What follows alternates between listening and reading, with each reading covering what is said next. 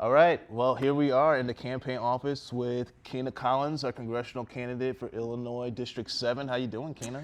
I'm doing good, and this is John McCombs, our operations manager of the Kina for Congress campaign. Yeah. So I just wanted to have a little podcast so people can get to know you, especially those who are new in the district, maybe are just tuning into politics for the first time, as well as reintroduce yourself to people who may have been with you all the way back in 2020, 2017, when When you the were dinosaurs were. when the dinosaurs roamed, those before times when we were just kicking it. We didn't think about a pandemic at all. No, that was actually interesting because that was the first primary. Illinois that year was the first primary that they started to shut stuff down. So it was a very different world in 2020. But let's go back even further. Let's go back to like your roots, your beginning, obviously Austin neighborhood. So walk us through kind of like growing up and getting to this point. Yeah, so I am from the GWS, the Great West Side, South Austin girl, and still live in South Austin. And I love being a West Sider. Like, that is a core identity of mine because the people are just great. And I always tell people that organizing chose me. I didn't choose it. I actually witnessed a young person gunned down in my community as a child. And I knew the victim, could identify the shooter, and it changed the trajectory of my life. And honestly, that is the story of too many young Black and brown children in the city of Chicago. And so that kind of started me in anti-violence work and violence interruption work. And also, how do we live in a world that is not just so over-policed in our communities? Because even with the heavy police presence that existed in Austin then and even now, we were still dealing with those issues. So I knew that that was not the solution. Yeah, but you were doing a lot of work even before you got really involved into like the congressional politics. So like walk us through a little bit of that work that you were doing like on the small grassroots level. Yeah, so I was fortunate that my entire career I've been able to be like an organizer. And so I did violence interruption work as a Chicago public school student, continued that work as a college student at Louisiana State University, came back to the city of Chicago, helped with a lot of the direct actions around justice for Laquan McDonald, where we won a ton of organizing victories.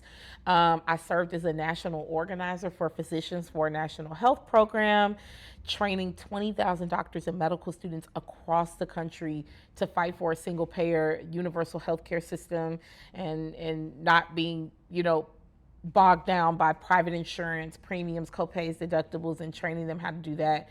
And then my arc of my story as a survivor of gun violence was an interesting one. I went from community organizer to public policy expert, helping to draft policy, serving as an advocate, to serving as executive director for One AIM Illinois, which is the largest gun violence prevention nonprofit in the state of Illinois. I served on the Biden and Harris transition team for Gun Violence Prevention Task Force. And then that led into my political career. And I really got interested in implementing the policy piece after I co-authored the Illinois Council on Women and Girls Act, which codified reproductive health care, created this council to advise the governor and state lawmakers on any public policy and funding that impacted women and girls. And Bruce Rauner was the governor. Y'all, now that's a Bruce throwback. Rauner. Yeah. Bruce Rauner was a governor. He's the reason I gotta go outside the city to renew my vehicle registration. He's the He was a reason for a lot of things. Yeah. But it was a really different environment though, John, because we didn't have J.B. Pritzker. It wasn't this Democratic trifecta in Springfield. It was Bruce Rauner. We were in budget impasse for 2 years, and we were in Trump 1.0 at that time when I drafted the Illinois Council on Women and Girls Act. And I just remember feeling like we're not asking, it doesn't matter who the governor is who's sitting, whether they're Democrat or Republican. We're not asking them to do what's right. We're telling them.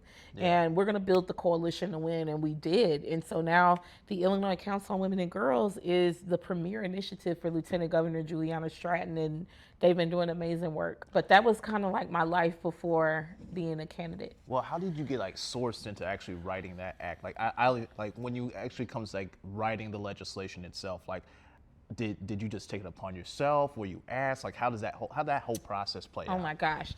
So I participated in something called the United States of Women, which was a conference put together by First Lady Michelle Obama.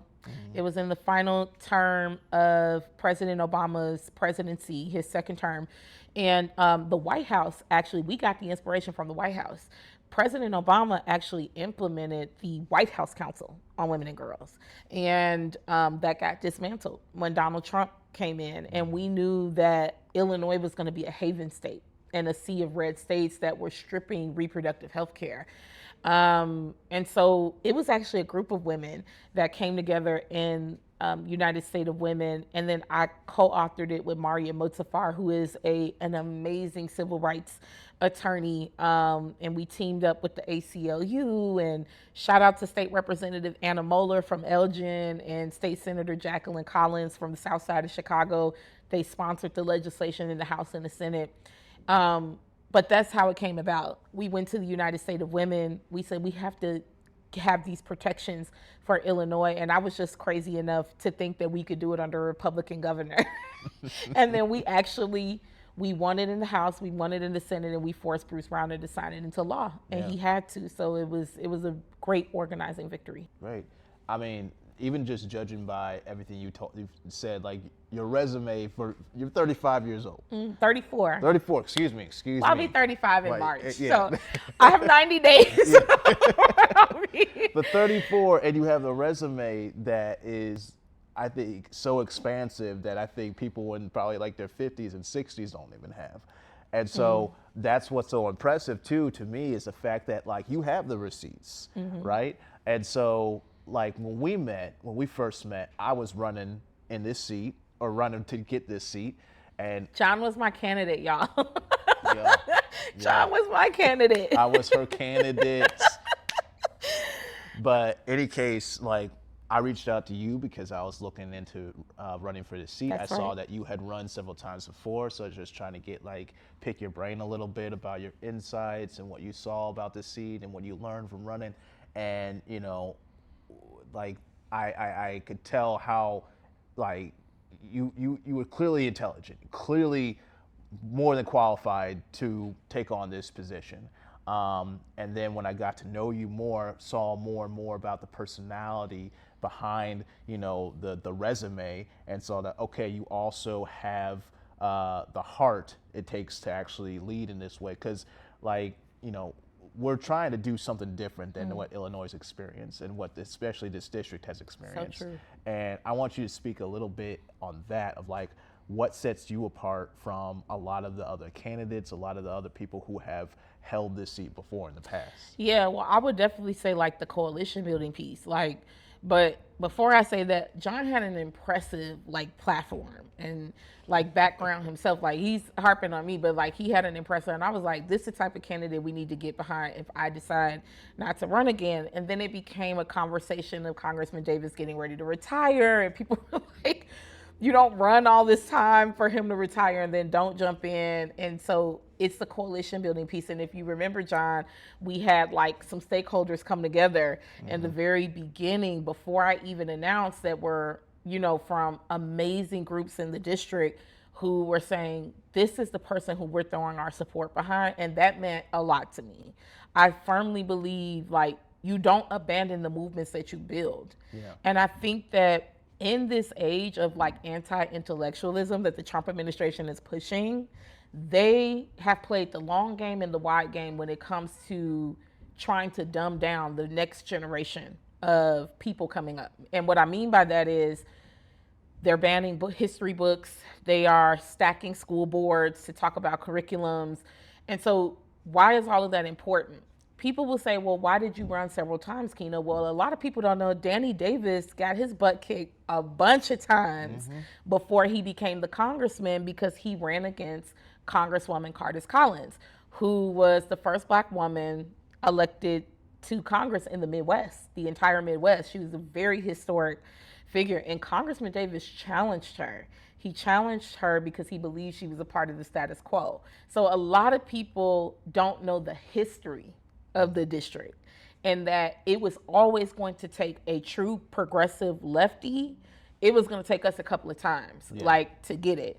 And so I think the thing that sets our campaign apart is the arc of the story of our campaign, is that we didn't just get knocked down and didn't show back up. We kept showing up, right? And that is what it's going to take in this next freshman class of Congress people coming in. This is going to be a battle. Like, they are gutting our civil rights right before us. They are disregarding the Constitution. They have corrupted our Supreme Court. This is the fight of our lifetime. And this district needs somebody who's tenacious, who's tough as nails, who is not easily intimidated, and who's not going to back down. And so I think that separates our campaign, is that we didn't wait till it was safe to say abolish ICE. We didn't wait for it to be safe to say we are a Medicare for all, healthcare is a human right campaign. We didn't wait to say that we needed a ceasefire, right? We took the hits as a campaign. And I say we because people look at me as the individual running, but it's a community. Like, I can only be this emboldened if I have the people behind me. And so, like, I've seen the growth of this district, and I've seen people wake up, like, in these primary cycles. When I first came in, Danny Davis was taking like 73% of the primary vote, no matter how many candidates were in the race. And, you know, he's retiring now and he's barely getting 50% of the vote. We have dragged this district to the left on the issues. We have awakened people that you do not have to vote on autopilot, right?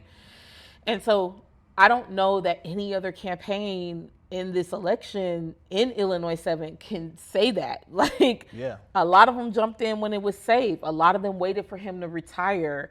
A lot of them jumped in after they saw us take 46% of the vote in the district. So I think that's the type of tenacity we're going to need in DC in these upcoming years leading to 2028. Yeah, and that's part of what I appreciated about what you were able to do, because, like you said, you didn't wait for someone to give you permission. You weren't going to wait to be anointed, any of that. And too often I have found, especially when I was running, especially when I was talking with even my friends who want to get activated, who are pissed off, who are angry about what's happening in the country, and they're looking for somebody to tell them what to do. And I'm like, why don't you just do it? Right. You know, like, you could actually do it. Yeah, right? Yeah. And maybe it's a foolhardy trait or something to just.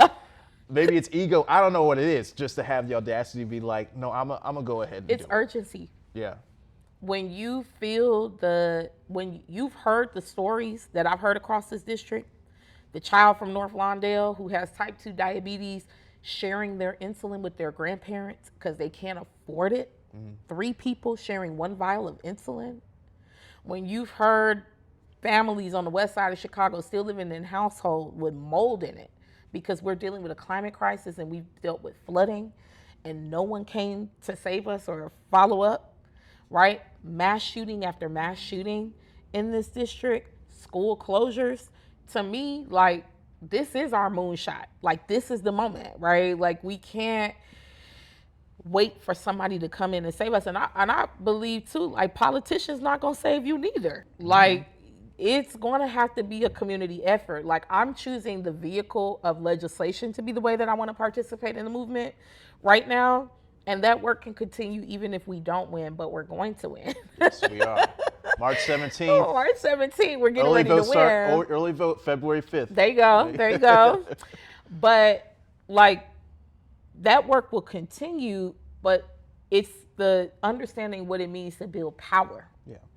We have so many communities in this district that have been stripped of their power, or people telling them to wait their turn or wait. How can we wait another election cycle for another endless war in the Middle East? Another election cycle of billionaires and millionaires getting tax breaks while you all balance the budget of this country and this city on the backs of working class people? To me, that's not only criminal, it's ridiculous. Yeah. And so, to the point that you made earlier, we asked West Side elected officials to run against Danny before I filed. Like, that's the history people don't know. We asked, in 2020, we asked West Side elected officials to challenge him, and they wouldn't. They just would not. And so like that let me know like if I wanted to see the change in the community and I was complaining about it, then that meant it was my responsibility to do something about it. And that was the way that I chose to participate.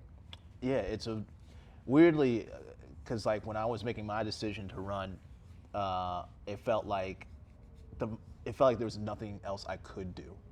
Like it was either that or what am I going to do? I'm going to be angry and just pissed off and not and just like kind of go inward into my own little world. Like I couldn't like not I couldn't live with myself not doing it. Just sitting on the sidelines. Yeah, exactly. And so, but I think there's also something to be said, and you speak on this a little bit about, the demographics as well, especially you being a black woman, and black women 92%. There you go.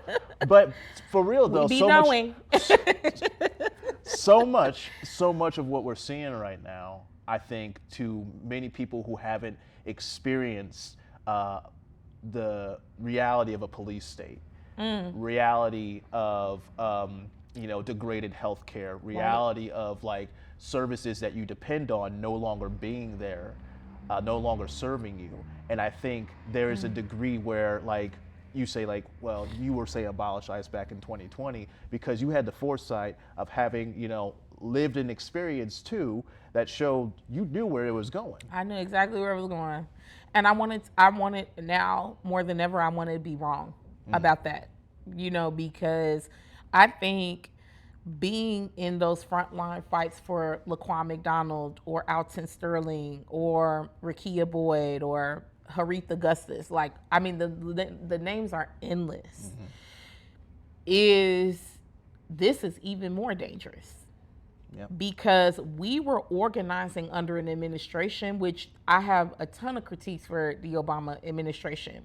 For all of the critiques that I had of the Obama administration, there was a DOJ that you could go to. There was a forum you could go to where you could elevate it. Whereas now, it's complete chaos, right? It's no oversight.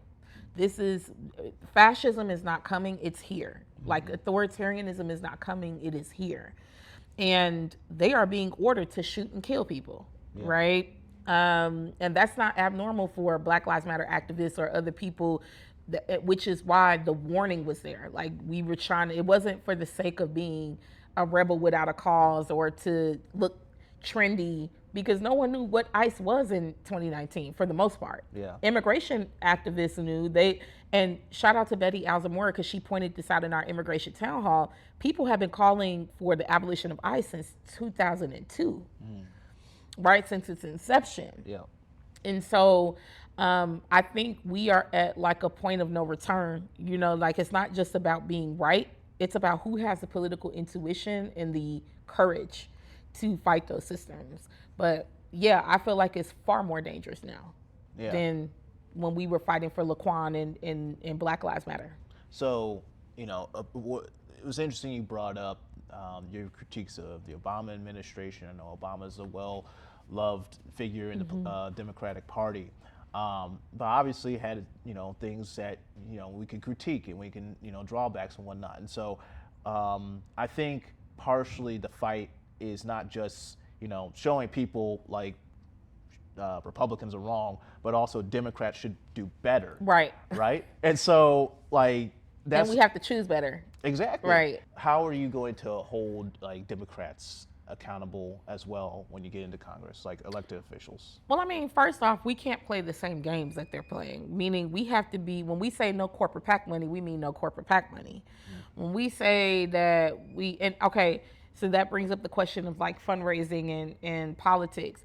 Well, that forces you to do the house parties and get in front of your constituents. It forces you to do the things that are going to make people want to get behind you and support you, right? And we've seen a lot of great examples of that, of newer Democrats who are coming in and pushing back on that narrative. But the biggest issue we have in Washington, D.C. is corruption. It's giant corporations that have our government by the throat. And they have declawed the ability for Democrats to do something, right? Like I see all these videos of like Senator Cory Booker, like whoever, and they're saying like, y'all got to do something. No, we elected you to do something. Yeah. Like y'all got to do something about it. And so I think like the lack of plan that exists creates that pressure and that tension as Democratic leadership sees new and non-traditional candidates rising up from working class backgrounds who are building these really big bases around them. The AOCs of the world, the Ayanna Presleys, the Rashida Tlaibs of the world, right? And so the accountability piece is one, we don't take money from corporate PACs. Two, you let them know, like, we're not just going to hand over our vote for Speaker of the House to whoever you anoint as that person if they are not valuing what people in the Illinois 7 need and are not going to fight those fights. Yeah. Right? You have to work for it. And we have to get out of this respectability politics jam that people are in about elected officials. And so the way that you do that is you build the people power. You build up organize your people, you organize your money, and you organize your narrative. And we're lucky to grow up in a generation where we shape our own narrative. We don't have to wait for the media or for anybody to kind of give us the blessing to do it. You could pick up your phone and build a very organic base just based off of a lot of the things that people care about and what are the solutions and the tools that government is using to solve those problems. And so I'm going to use a lot of my organizer background.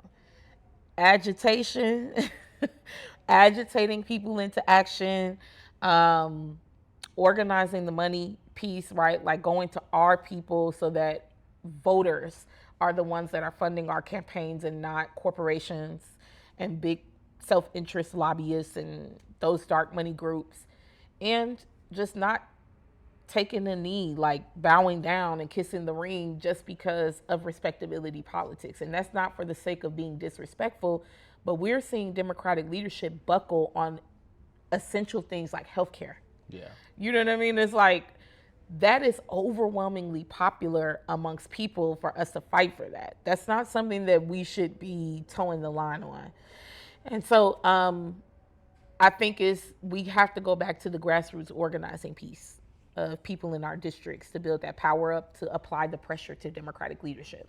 Yeah, and that was another thing that I felt coming when I was running, that I didn't have so much of a background in that. My background, Marine Corps, stand-up comedy, etc. Yes, I was a stand-up comedian. Yes, indeed. Is a stand-up comedian. But yes, and that's how like I felt comfortable talking to people, like getting on stage in front of people. And, I know that doesn't come naturally for a lot of people. That takes a lot of time, a lot of practice. Yeah. So I'm even curious how you got comfortable actually being able to get in front of people and talk to them in a language they understand.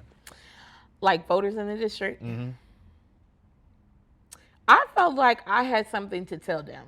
And I felt like my message was stronger than some of the opposition that was pushing back against us.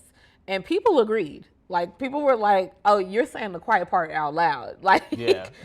So it wasn't like a real hard thing, John, because like even some of the elected officials who are in this race now, they were thinking a lot of the same things we were saying, right? Mm-hmm. But as a campaign, we were just saying them. And so I knew that talking about universal health care, affordable housing, talking about anti-corruption, policies were wildly popular across. I mean, it was the everyday reality that I live in. I also think that growing up in Austin, not coming from a prestigious political background, but being raised by two manufacturing union workers, that is the common language. I know the tabletop issues that we're talking about in the household because my parents were talking about those things. And so it wasn't like very difficult. It was really like a community conversation. We all were talking about it. It was just that no one was actually offering solutions or doing anything about it. And so it really was not that difficult because I think we just said the quiet part out loud. All right. All right. Now I want to get to know like you a little bit more. Like you being on the West Side, growing up on the West Side. My family came from the South Side, so I'm curious. You almost made it to glory. You almost made it to glory. Got a little West Side, South Side beef going on. But No, I love my South Side cousins. Yeah. I do. I do. But that's what I'm curious about to ask you about is like what some people either don't know or misunderstand about the West Side of Chicago. Oh my God. Do we have enough time? Like, I think the West Side of Chicago really represents the belly of the beast of the city of Chicago. When we talk about a tale of two cities, we're talking about a portion of the city that hasn't been rebuilt since the King riots, the Dr. King riots that happened in the 1960s. They never rebuilt the businesses. They never rebuilt the infrastructure for the West Side. And so that's the structural violence that West Siders have dealt with. So we talk a lot about the gun violence piece, and national media likes to utilize Chicago as a political punching bag around gun violence, but they never talk about how we got there. You can't talk about the violence without speaking about the economics. But what I will say on a human level, the people on the West Side of Chicago are some of the most down-to-earth, like loving, super cultural people that you will meet. And there's so much spirit and soul on the West Side and so much potential on the West Side. And I always tell people, I wish that people saw Black Chicago through my eyes, like how I see them, beautiful and glorious and victorious and resilient, right? And that is, we are the culture of Chicago. Like, we're the vibe. Like, everything people, that's what Dilla says. Like, everything cool in America started in Chicago.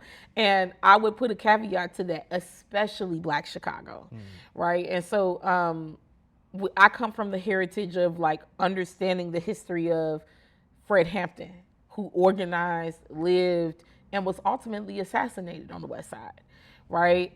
That is the politics of the West Side of Chicago. That we believe we could build a rainbow coalition and not go in and impede in other people's community, but still be proud about where we come from and not be ashamed about where you come from. And so I've like never been ashamed to tell people I'm from Austin, right? So there's a lot of history and tradition there. And I think we need to carry that spirit to DC because it's the spirit of so many Americans, right, across the country. You know, on that note, it being this is February 1st, we're recording this, so Black History Month. And I remember the last time. Happy Black History Month, John! All power to the people. But on that note, one of the last times you were here, you gave a speech and you were talking about a civil rights character, or excuse me, leader, who not many people know.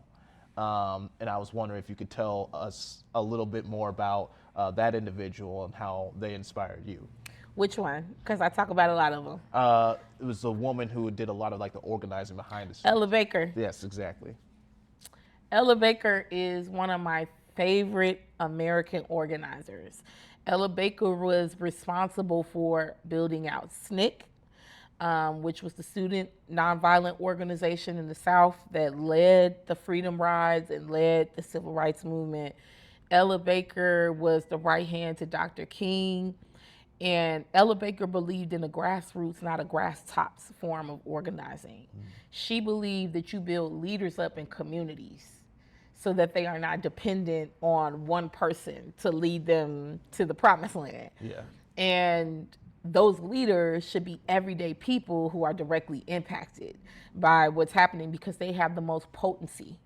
They have the best solutions to the problems. And so I study Ella Baker a lot, and she often said, who are your people? Who do you answer to? Who are you accountable to? And I think that's a very important question in this election cycle. Like, who are our people? Our people is everyone, number one. Number two, we're not just talking about racial divides that happen in Illinois 7, which is one of the most diverse districts in America and yet one of the most unequal.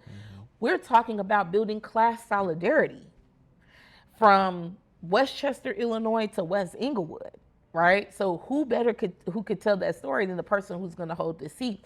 And I'm taking that Ella Baker model with me. I believe that we should have leaders built up in these communities all across the Illinois 7. It should not just be contingent on one voice. And that's how you build a collective, and that's how you build power. And so Ella Baker is my all-time and Fannie Lou Hamer, of course, my sorority sister, Fannie Lou Hamer. Fannie Lou Hamer, who famously says she's sick and tired of being sick and tired.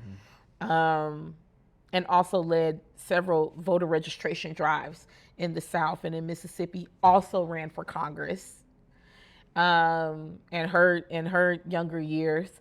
And so I think like we could really glean, like we don't need to overcomplicate this. We have the blueprint for how to deal with fascism and authoritarianism. They were dealing with it at the highest of height while people were still being lynched. And that was Ella Baker's point, is that we could still organize under this, what they're trying to form as terror, right, in our communities. And so it's really important that we continue to bring those names up in our platforms and in our campaigns, because that spirit still lives on, like, to this day. Yeah, that's really powerful, and it gives you a kind of idea of the work that came before you and I were even born. So, and we're just standing upon that work and trying to continue it on, and on to the next generation who's going to stand on the work that we get accomplished. And who are we to sit on the sidelines while they died? Exactly. They were being murdered to just register people to vote. Like, who are we to be quiet in this moment? Yeah, that's the thing too, is a lot of people think like, oh, we just have these rights. Yo, we just have a weekend. We just have crazy. an 8-hour workday. We just have paid time off. And it's like, no, those were fought for every single step of the way. Oof. There was no, capitalist who was at the top of their corporation who's like, you know what? I'm gonna give him an 8-hour workday. I'm gonna give him weekends off. Yeah, you know what? I'm gonna give him benefits. Why not? I'll give him that. Yeah. But like, I think that's such an important point that you're bringing up in correlation to the campaign, is that for the people who may be skeptical, like Kina, you've run several times and you've lost. The civil rights movement went on for like 2 decades, 3 decades. Like, people don't understand that part. They think Rosa Parks. Right. I have a dream. Yeah, I have a dream speech. The March on Washington. Like, no, it was decades of work of people losing, getting back up, winning, losing again, getting back up. Like, it was, we have to get, hope is a discipline. That's also a very famous quote. Like, hope being a discipline, that if the left is serious about really taking on this administration, like, are y'all for real revolutionaries or not? Like, let's be for real. You have to be extremely organized and disciplined against the opposition, because you know why? The opposition is very uniformed. They know exactly what they don't make any apologies about snatching our health care. They don't make any apologies. I mean, they are making excuses for Renee Good and Alex Preddy being gunned down. Don't believe your lying eyes. They made excuses for George Floyd. They made excuses when they shut our schools down. They do not care. They know what they want to do, and they steamroll across anybody to get it done. And so I think, like, we have to build that muscle in the movement. Like, it is intimidating. It is scary. Like, I had my just in my moment of vulnerability, like, I'm like, I don't know if I want to do this again and lose, right? We're losing anyway because they're snatching our rights from us. You better get up and fight back. And I think that is the story that Ella Baker really taught me, and that I learned from our ancestors, is that they did not win this overnight. Like, it was really long and it was hard, and they were getting bombed, and like, and it like, it's crazy. It is a work over a length of time, and not any one particular thing is like, I think people are waiting for the one thing that's going to turn the tide. And it's like, no, it's a lot of different stuff, a lot of different movements, a lot of different, it's rapid response, it is protests, it is mutual aid, it is all these things coming together that are going to sustain us and keep us going. And I tell people who get very caught up in the moment of like just feeling this despair, and I keep telling them, you got to zoom out. You got to zoom out, because you zoom out, you realize we're always trending toward progress. Yep. Do we backslide? Absolutely, we backslide. Progress is not linear. It's not a straight, progression, but we are always trending toward progress. But we have to continue to work for it. Man, like, and they're banking on us not. Yeah. They're banking, and when I say they, I don't just mean the GOP. I'm old enough to remember when Joe Biden and Hakeem Jeffries and them stepped into our race to endorse against our campaign. Like, it's not just like the boogeyman is not just Trump. A lot of these policies that were put into place, and why I'm like, I think to the point that you made about like accountability for Democratic leadership, a lot of this bad policy was put into place with Democrats in power. Yep. Like, that is the part that they will not recognize and reconcile, which is why we can't stop the hemorrhaging of young people, people of color, and women from our party. It's because you have to name the harm that you've done in order to repair it. And so, like, the establishment, the machine, and the Chicago machine is one of the most sophisticated political machines in the globe, not even just in America. Not in just in American empire, but in the globe. They are banking on us to get tired, to quit, to get discouraged, to be apathetic. If you look at the last election in November, when Kamala lost, there wasn't some like major mandate to send Donald Trump. She lost because people sat on the couch. Yep. There's other reasons that people want to say that she lost her policy, whatever, but it was because people sat out. They weren't agreeing with the policy platform. They weren't. So like, the pipeline to me is not turning MAGA Republicans to Democrats. Okay, great. If we did that, we seen Zoran Mondani do that, right? Like, that's great if you do that. It's not red to blue.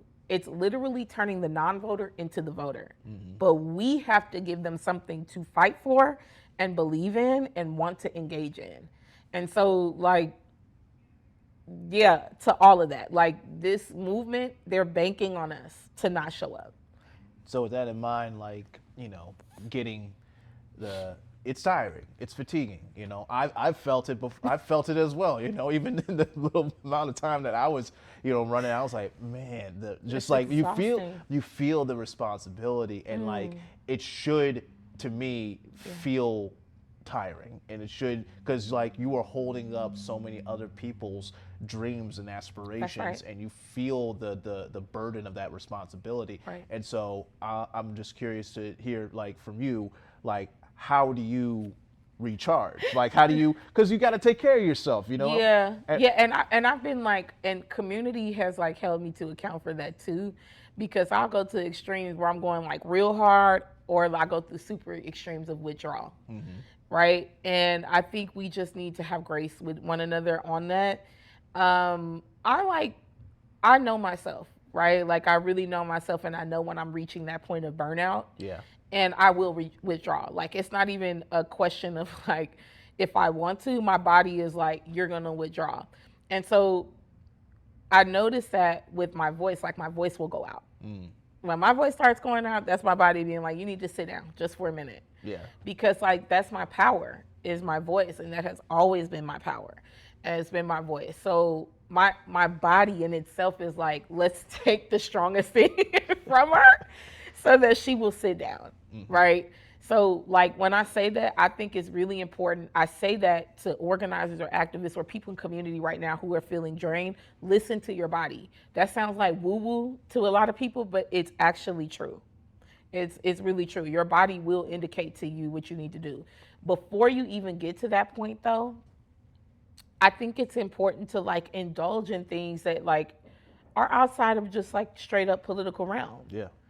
Like, I'm a big advocate for creativity. Like, I think find your creative outlet, whether that's adult coloring books or like painting or doing stand up, or like, you need something to put that energy out in a creative way, because that's the most positive way that you can do it. If we took all of this energy, this negative energy that we're constantly getting, these awful videos we're seeing of civilians being gunned down and things, I mean, it will beat anybody down. Yeah. And you don't want that energy. I mean, it's like the law of energy. It can neither be created nor destroyed. It can only be transferred, right? Transfer it into something positive versus something negative. And I've been fortunate that, like, in my career in life, because I've transferred those things into positive things, it just builds on other, like, gives me more credibility in movement space. Like, it just gives me the ability to come back as my full self. But yeah, I'm lazy, y'all. Like, I like to sleep. I don't have no special, like, I like to eat in the bed and just like binge watch TV. What you watching now? What's your John's guilty getting pleasure the now? good question. Well, Bridgerton's new season just came out. Oh. So I'm trying to, I can't catch up on it fully. I've been hearing all about heated rivalry. That seems like that's the thing everybody's talking about. Right. So, like, right. I'm watching Bridgerton. I like documentaries and stuff. I don't know how to, like, unplug completely from the political world. Like, I always like learning new things, but I like Bridgerton. Snowfall was a good show for me. You're gonna see Melania? I am not going to see Melania, her documentary in theaters. I will not be going to go see that. Somebody said it was like, it's just 2 hours of her walking from one room to the next. That's all. Sounds about right. It sounds about right. But yeah, like, I like binge watching. The Wire is my favorite TV show ever. Like, I love it. Love The Chi. So, like, you know, I think it's just, I'm very simple in that way. Yeah. And then I have my little nieces and nephews, and I'll just, like, if you ever want to get roasted, go around a bunch of, like, young kids under 10, they will roast you into oblivion. And so, like, I think that's the way, plugging into, like, that pure source, and then, like, just chilling. I used to have a little joke where I said, like, getting into politics is what made me understand HGTV. Just home and gardening TV, because it's like, at the end of the day, you see so much crazy stuff. You just want to see. Just want to see something normal. You just want to see a couple build a deck. You know, that's all you want to see. You want to see. Oh, they're gonna pick. You want to have a bid war about a house, a condo. They're choosing oak. Okay, they're gonna choose oak. Hey, that's real. Like, you just want some normalcy, because, like, some of this stuff is wild. Yeah. It was wild. We're living in wild times. Well, I mean, a reality star is running the country, so. Yeah, he can't stop. I think I have one last question for you, and I just wanted to know, like, obviously, it's the fourth time you're running, so knowing what you know now, if you could tell anything to yourself back when you first ran, like, what would you tell yourself? Oh my gosh. We need to, like, after the campaign is over, we need to start, like, a boot camp just for people who want to run. Yes, I would agree with that. Because, like, what I would tell myself is, and I've been actually proud to live this out, is, like, build it and the people will come. Because I think that in Chicago, you're given all this advice about running for public office. You need to raise this much money, and, like, you need to have this endorsement, and like, all of that got debunked when I ran against Danny Davis. Yeah. Like, we've had the Strokes come and do a concert, right? Like, we've had all the endorsements. Ultimately, it comes down to your relationship with people in the district, and your voters, and your constituents. And if you're doing that organic relationship building piece, that is truly the biggest endorsement that you can get. And also, just, like, we're in it to win. Obviously, I'm ultra competitive like that. But, like, build the things and the people will come means that once you build the thing, cultivate the thing, right? Even if you lose, like, cultivate it and continue to show up for community in the ways that are organic to you and authentic to you. But yeah, you don't need to be this cookie cutter. People were telling me, like, all these things that and it just is not true. It's not true. Like, Donald Trump is y'all's president. Yeah. Like, I mean, even when I was running and getting started, you know, you get the consultants who come in and try and tell you, you know, you got to do this, that, and the other. And with I remember I was interviewing, I think, with some some law office, and they're like, well, it's a pretty competitive, media market. You're gonna need at least like Oh my $1 God. million plus to run ads. And I'm like, for TV ads, I'm like, I don't want to run TV ads. Right. You want to be amongst the people. I'm thinking like, I don't know any of my friends, like people my age who consume regular television like that. Like we're in a district where the median age is 35. Exactly. Yes. All right. No, that is 100% true. And I think that, like, okay, that's not to like brush it off like it's not a thing. Like, okay, you do want to build a strong organization, so you do need to fundraise. But there are so many examples here in the city of Chicago of people who won who had less money than their opponents. So that is completely could be debunked. I think you have to have a strong why. Like, why are you doing it to begin with? Like, is it to represent your community? Is it because you want to be a celebrity? Is it because you see AOC doing it or whatever and you want to do it? Or is it because you really want to enact change? Like, it's really a call. And what I have found in like the primary cycles where I've run is people just fall off. They just fall off. Like, they never to be heard from again. Or they'll move to a different county. Or like, and so your why has to be strong. But if I could tell myself something is like, continue to be your authentic self, because that voice cuts through all the shiny mailers and the TV ads. And like, that was the thing that has distinguished me from other people. And I mean, just to continue to do that, but build the thing and the people will come for sure. Well, be your authentic self. I think that's what the theme is. And one bonus question to put He's forth trying your to be controversial. authentic self. Yeah. What did you have to say? Harold's or Uncle Remus? Harold's or Uncle You know Remus? what? First of all, it's Uncle Remus. First of all. Okay, and you know, that's the hill I'm willing to lose this election on. Okay, it's Uncle Remus. But I have an idea that I'm not gonna share with y'all just yet because somebody's gonna watch this and steal it, but I'll share it with you off camera. But I think there's a way we could celebrate both. I'm proud of Harold's. All right. I'm proud of Harold's continuing to grow. But come on, the crunch, the fry, the mild sauce at Uncle Remus, are you kidding me? 6-piece fried hard salt and pepper mild sauce. Like, are you kidding me? Uncle Remus. All right, we gotta go someday. We gotta go. Let's get it.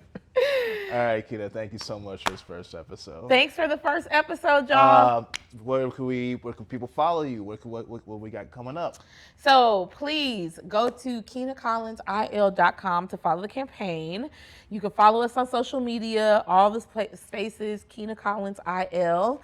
And yeah, we'll be posting, we got some great stuff coming up, town halls, different canvas opportunities. We're 6 weeks out almost to the election. So early vote starts February 5th. Come on, get plugged in. Y'all do not sit this election cycle out. Yeah, and you can donate, you can volunteer, you can phone bank, you can Text text bank. Postcard You can write. write op-eds. We got so many opportunities. If you can do it, or if you're there, if you have a heartbeat, we can use you. We can use you on We the will camera. find a way to use you and your heartbeat. But thank y'all so much for listening and following along.